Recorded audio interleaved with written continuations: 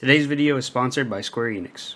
What's up, guys? Fun Cody here, bringing you another channel update video. This is in regards to my future with Final Fantasy VII: The First Soldier. Obviously, as you guys know, I've been an ambassador for the last two seasons, for Seasons 2 and Seasons 3.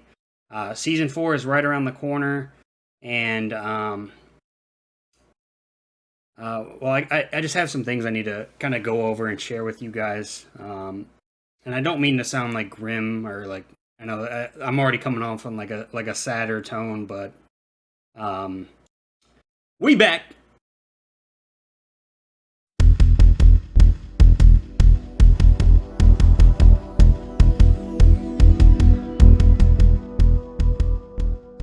Yes, sir, we are back, guys. Had to pull your leg a little bit there at the beginning.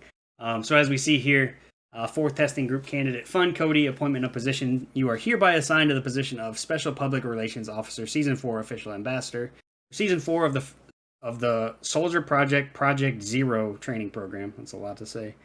Using the full extent of your leadership capabilities, you are expected to serve as an example that all candidates can aspire to. We expect nothing but the best from your efforts to inform the public of Project Zero's endeavors and bolster public relations to the Chimera Electric Power Company and Chimera Military. Your actions will pave the way for our future. So yeah, guys, obviously I was just kidding. Of course I'm not quitting this damn game. I love this game too much. But we are back for another season. Season 4, as you can see here. Got a lot of slides to share with you guys. Oh, I want to full screen that. But yeah, once again, Soldier Project Ambassador Program, top secret confidential information for Season 4. And let's go ahead and jump right into it. So first slide, you got to get through these. Season 4 begins August 31st, which I believe is Wednesday. But yeah, August 31st. As we see here, like we saw in the stream videos, if you guys saw those on Square Enix's official like Twitch and YouTube pages, Season 4 is the Feast at the Gold Saucer. That is the theme.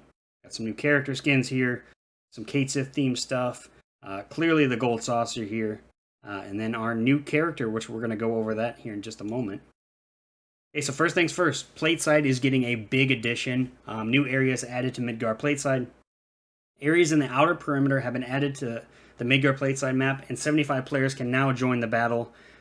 The option for 60 players is available in private matches, like a separate setting when all this goes live. But as you can see here, we have this whole entire extra area added to Plateside. Went from this to this, which I believe in Advent Children, this area is called the Edge, like the edge of Midgar. We have 6 brand new landing spots. A lot of us noticed this airship here when there was that glitch a few days ago. I think Yinvan and our Ygraph, whatever you refer to him as, I think he noticed it, and Alimir, Warrior Light, noticed it. And then like I think they were trying to like sneakily put this into the game, but like if you went to the reactor, you could see all of this stuff over here like starting to develop. Yeah. Plateside's getting a huge expansion, really exciting. I didn't think we were going to get a new map this season, so I'm glad to see we get a map update like this. And it's not the only one, so we're going to keep going here. Here are the 6 new locations. We have the Space and Aeronautic, I don't know what that word is, facility, where the rocket's at. We saw the rocket, if you look at the map now. A research facility looks pretty cool. Mako substation, an industrial area, plate interior, and then the military base, where the airship is. All of this looks very cool. Excited to go to these new locations and check them out. And it's not the only one, like I said. The original map, Undercity, is getting a big update too. There's going to be 2 brand new Gold Saucer locations, as we can see here and here. If you guys have been watching my streams, I've been looking to try and figure out exactly where these locations were going to be, based on like the pipes here. And there's another set of pipes that's like, it used to be up here, but it's hard to see, and you can see like the Bahamut crystals. It was just, I was trying to figure out the exact pinpointed location, but here they are. So we have the battle square is going to be above the Sector 5 station. I'm not sure if Sector 5 station will still be intact under it, but from what we saw in the videos, it looks like you're going to teleport up to these Gold Saucer areas. So it looks like Desolate Area West and Sector 5 station may or may not still be on the battlefield. These are, again, these Gold Saucer locations are up in the air. Yeah, they look very cool. Obviously, very iconic images here, like this little 9-screen thing here. I think Katith reads the Fortune to Cloud and Aerith like right outside of here. And then, of course, the battle square is always iconic. Let's check it out a little bit more. So the Gold Saucer battle square. Monsters are found all throughout this area. Powerful enemies will always await in the battle arena. Face them if you dare. So as you see here, we have tomberries, cutters, scorpions, all kinds of stuff to fight against. And then if you played the FF7 remake, you'll recognize these Wocky Boxes is what they're called. This is at the Wonder Square, so the other location. Break Wocky Boxes for item drops. Bigger boxes contain better items, but monsters also have a chance of popping out. Don't let your guard down. So very similar to like a Mimic. For those of you guys that have played through the Final Fantasy series, a Mimic is a chest that becomes a monster. These, you don't know what you're going to get, but you just, don't let your guard down. You might have a Tomberry or a Slug Ray or something come out. But they do drop some pretty good loot as well. And then we have something very similar to like the DMW reels that we saw with the Crisis Core event. We have what are called Chance reels. And by defeating monsters or breaking Wocky Boxes in the Gold Saucer, the Chance reels will spin. So this is a feature only in that area. There's several different things. The question marks is obviously just the Cloud Mimic Materia. So if you get that, you get either the Mimic Materia or a Legendary Gun. Bahamut, this is very interesting. If it lands on the Bahamut reel, you will either get a Flamethrower or an Infernal Cannon, which confirms that those two guns are returning to the game. Obviously, probably two of the most overpowered guns in the game, looking specifically at the Flamethrower. But the Infernal Cannon is also very good. And then Ifrit can drop its own summon or a unique gun, bomb, rare higher gun, so on and so forth, Gill, ammo, items, materia. The reels line up, you will receive an item. Chance reels that appear from powerful enemies or big Wocky Boxes have a higher chance of granting better reels. Again, that's only in the Gold Saucer location, according to this slide. And then I think this might be my favorite part outside of the map expansion. We saw these in the original reveal on the Japanese live stream, but we have these sports cars, which these things are sweet. They go as fast as a bike, maybe faster, but I know they go as fast as a bike. Obviously can seat your full team, and they look super cool. Very cool change to the game. I hope we get some of these on the old map as well. Obviously, these two slides here just show it on the new map, but I would love to see these also on Undercity even. And then that brings us to our new style. So the new style is, of course, the Trickster. Deceive opponents by creating doubles, warping away when nearly out of health, and utilizing other tricky maneuvers. Probably our most complicated class yet. So let's dive a little deeper on it. Okay, so its first ability is the Decoy Card. Throw a card and a copy of yourself will appear where it lands and confuse your opponents. Description. The copy will have a set amount of HP held by the player at the time it appears. HP increases with skill level, so 1, 10%, 2, 15%, 3, 20% of the HP that you carry. The copy disappears when its HP reaches 0 or a set amount of time passes. And not only does the copy distract your opponents, but it also can shoot back, which is very interesting. It might be a little overpowered, but we'll have to, we'll see when the season drops. But the copy will attack enemy candidates and monsters within a 100-meter radius, and it will possess the gun you had equipped when the card was thrown, giving the ability to equip them with powerful gear. So, if you got a gold gun, they're going to be shooting a gold gun.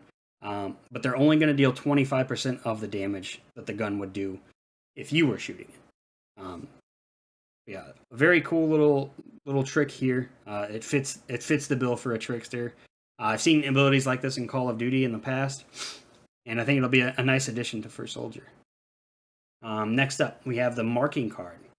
You can put half of your HP into a card for a set period of time. If your HP reaches 0 while the card is active, you will warp to the card with the HP stored in it. So it's like a second chance almost.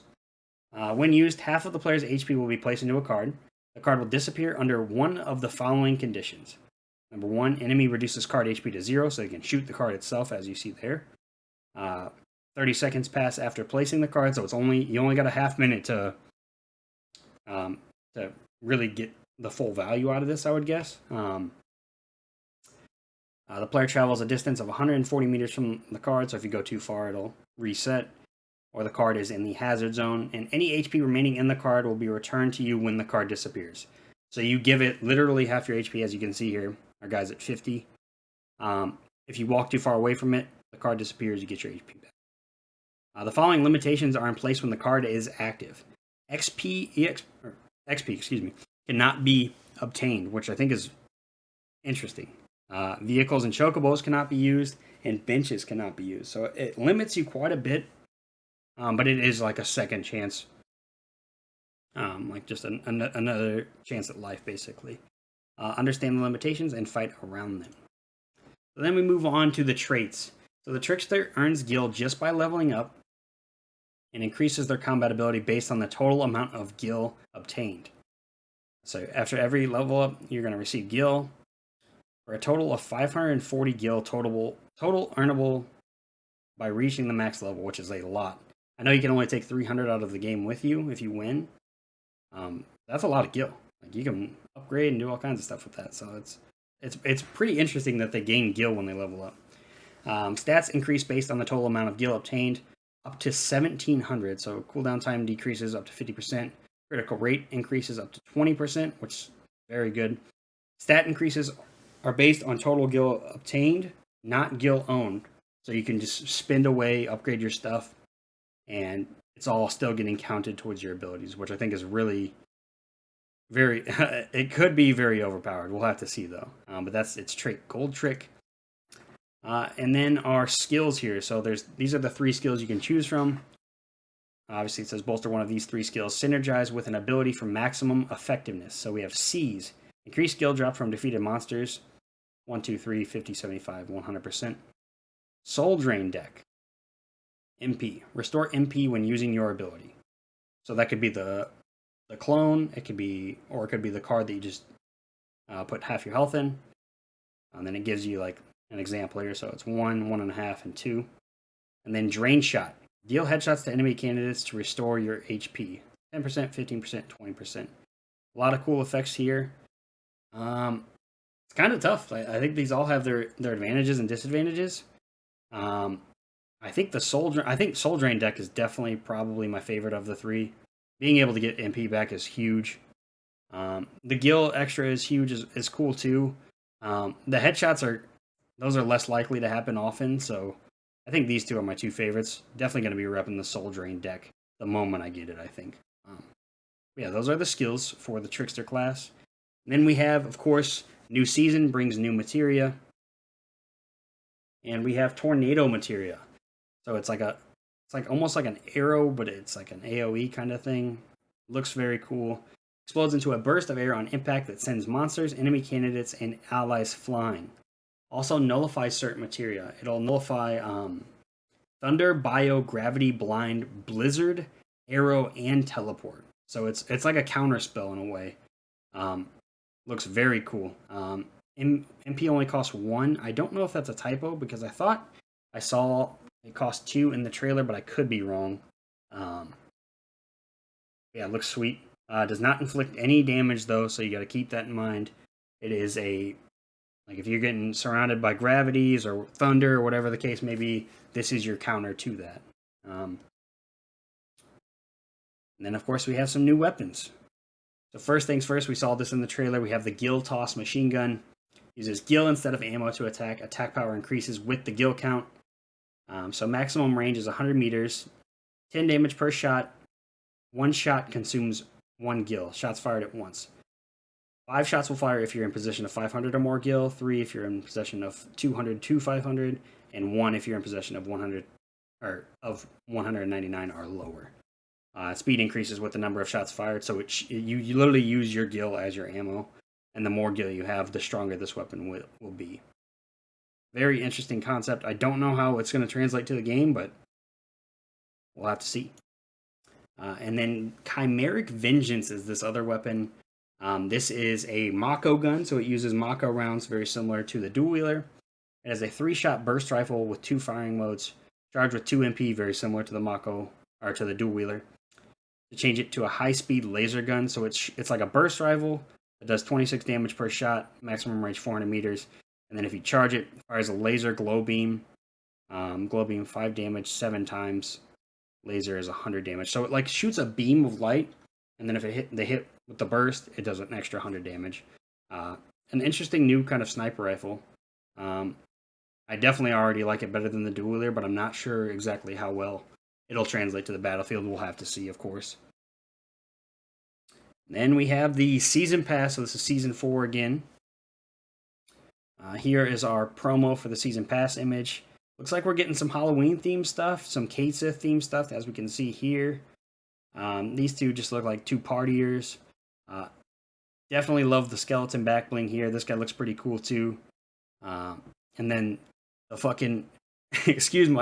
pardon my language, but this ripped Moogle in like a mummy Halloween costume. So I think we're going to get a lot of Halloween themed things.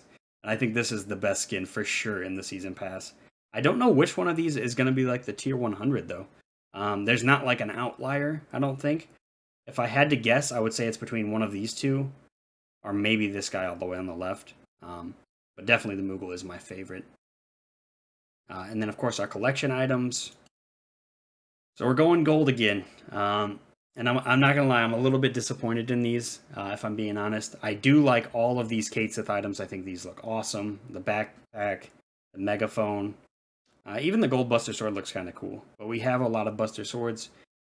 I hope this gold Kate Sith here, I hope we get a black, like a black and white Kate, like just regular Kate Sith like he is here in this form, as well as the gold one. Because I think that would be a lot cooler than the gold.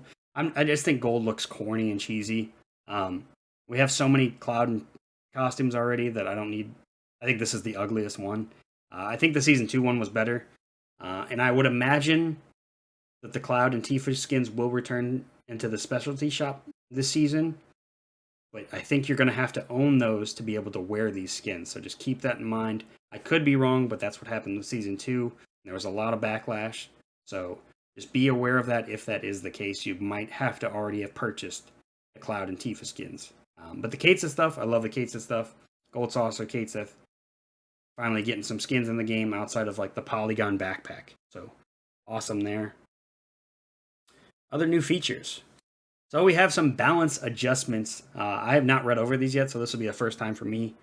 MP60 Type A, ammo capacity increased and the time between shots decreased. So it's going to shoot faster and carry more ammo.